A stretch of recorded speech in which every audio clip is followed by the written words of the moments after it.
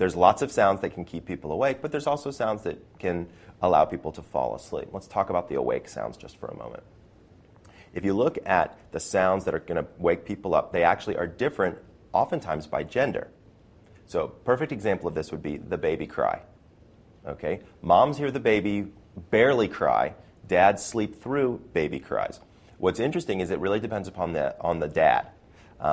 We're not 100% convinced that dads actually sleep through the baby cry, but they may pretend to sleep through the baby cry.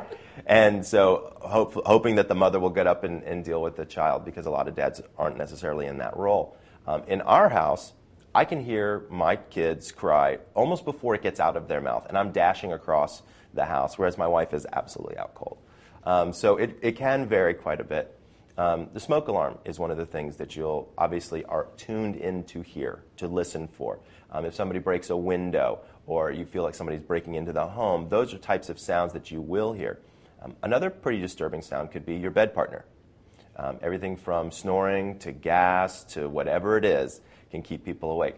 Interesting statistic, they found that individuals who sleep next to someone who snores lose approximately 1 hour of sleep every night. You sleep next to somebody who snores for 8 nights, you've lost an entire night's worth of sleep. That's a scary statistic, but it's quite true. So there's a lot of things that can have that effect. What can we do to help ourselves with that? Believe it or not, earplugs turn out to be a very good resource. But you want to get your earplugs noise level rated, and you don't want the rating to be above 32.